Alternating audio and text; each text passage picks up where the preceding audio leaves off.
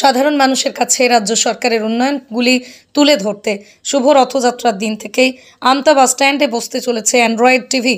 স্থানীয় সূত্রে খবর, মূলত উলুবেড়িয়া উত্তর কেন্দ্রের বিধায়ক ডাক্তার নির্মল মাঝির ঐকান্তিক প্রচেষ্টায় আমতা 1 নম্বর পঞ্চায়েত সমিতির উদ্যোগে চালু হতে চলেছে এই প্রযুক্তি। এছাড়াও আধুনিক মানের একটি দমকল কেন্দ্র আমতায় তৈরি হতে চলেছে। আমতা অডিটোরিয়াম নতুন রূপে প্রায় 1000 আসন বিশিষ্ট শীততাপ নিয়ন্ত্রিত অত্যাধুনিক প্রযুক্তির মধ্যে দিয়ে সাজিয়ে তোলা হচ্ছে। সন্তোষনগর ইকো পার্ক আধুনিকীকরণের কাজ ইতিমধ্যে শুরু হয়েছে বলেই জানান উলুবেড়িয়া উত্তর কেন্দ্রের বিধায়ক ডাক্তার নির্মল মাঝি। এটা আমি আমতাতে পদার্পণ করার পরই 2011-তে প্রথম বিধানসভার সদস্য হই, তখনই উপলব্ধি করি যে আশেপাশের কোনো অঞ্চলেই একটা বড় অডিটোরিয়াম নেই, প্রেক্ষাগৃহ নেই, যেখানে হাজারের মতো লোক একসঙ্গে বসে কোনো অনুষ্ঠান দেখতে পারে। এগুলো একটা ভাঙাচোরা একটা অডিটোরিয়াম রয়েছে, একটা ভগ্নস্তূপ, একটা পোড়োবাড়ি ভুতুরে বাড়িকেও লজ্জা দেয় সেই অডিটোরিয়াম। সেটাকে নিয়ে শুরু করলাম।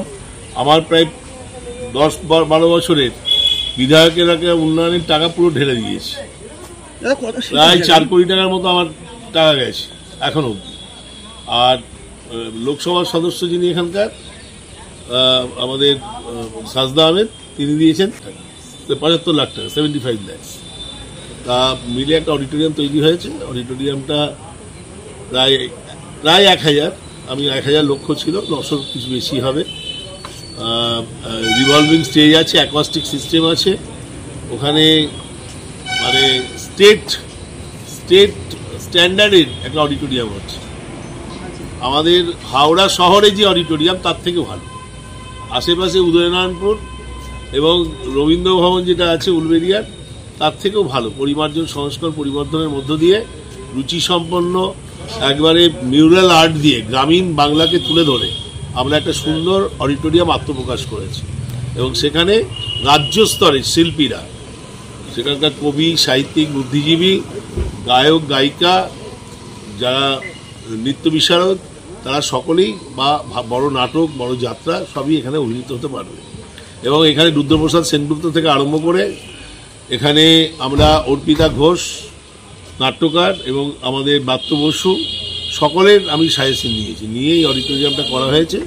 অডিটোরিয়ামটা আশা করছি পুজোর পরে আত্মপ্রকাশ করবে। নাম্বার 1। নাম্বার 2, আমতা একটা হাসপাতাল, ওখানে একটা গ্রামীণ হাসপাতাল ছিল, খাতায় কলমে 10টা বেড, কিন্তু 2টো ভাঙাচোরা বেড ছিল, 8টা বেড মুখ থুবড়ে পাশে মিউজিয়ামের মতো একটা আঙ্গিকে ছিল।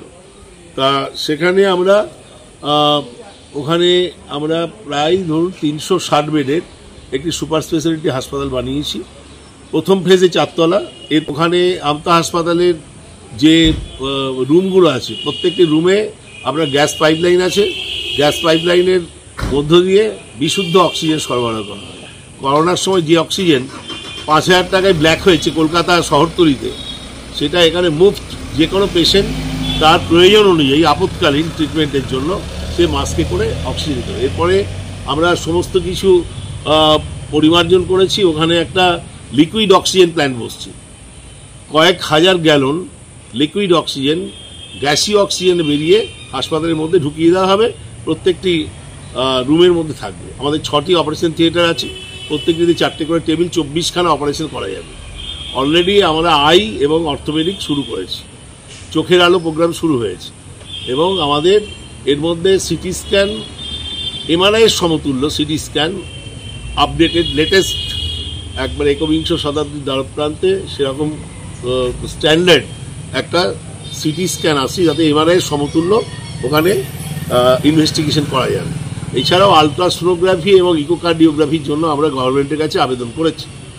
আমাদের পর্যাপ্ত পরিমাণে 223 জন চিকিৎসক, doctor, specialist doctor, nursing staff, paramedical staff, technician, scavenger, তাদেরও আমরা ক্যাবিনেট অ্যাপ্রুভাল নিয়েছি। ফিনান্সিয়াল কনকারেন্স হয়েছে, তারাও চলে আসবে। কিছু কোর্টে লিটিগেশনের জন্য আটকে আছে। এবং এছাড়া এর আগে পুরনো একটা 2তলা বাড়ির টাকা মুখ্যমন্ত্রী স্বাস্থ্য দপ্তর থেকে দিয়েছিলেন।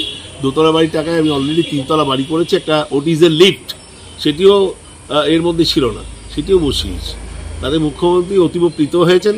মুখ্যমন্ত্রী নিজে এই সুপার স্পেশালিটি হাসপাতালটা উদ্বোধন করেছেন। শুধু সময়ের অপেক্ষা, অলরেডি কাজ শুরু হয়ে গেছে, অলরেডি পেশেন্ট অ্যাডমিশন আরম্ভ হয়ে গেছে, এমার্জেন্সি চলছে এবং অপারেশন থিয়েটার 2টি সচল হয়েছে, বাকিগুলোও সচল হয়ে যাবে। আমরা আশা করছি 2026 জানুয়ারি থেকে ফুল ফ্লেজে সমস্ত রকমের অপারেশন শুরু হয়ে যাবে এবং সেকেন্ড ফেজের যেটা 26-এর পরে আমরা আরও 4 তলা তৈরি করে 500 বেডের হাসপাতাল তৈরি করতে যাচ্ছি।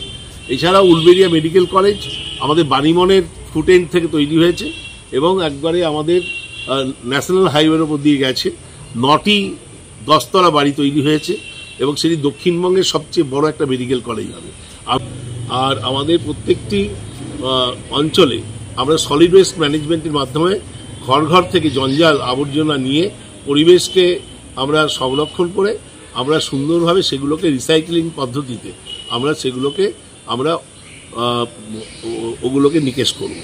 এছাড়াও আমাদের কিছু সুলভ শৌচালয় চারিদিকে তৈরি হচ্ছে, প্রত্যেকটি গ্রামে গ্রামে পঞ্চায়েতে কিছু সুস্বাস্থ্য কেন্দ্র তৈরি হচ্ছে, রেকর্ড সংখ্যক রাস্তা তৈরি হয়েছে, যেটা বিধান রায়ের সময়ও যা তৈরি হয়নি, আমাদের মুখ্যমন্ত্রী মমতা বন্দ্যোপাধ্যায়ের সময়ে এখানে তৈরি হয়েছে।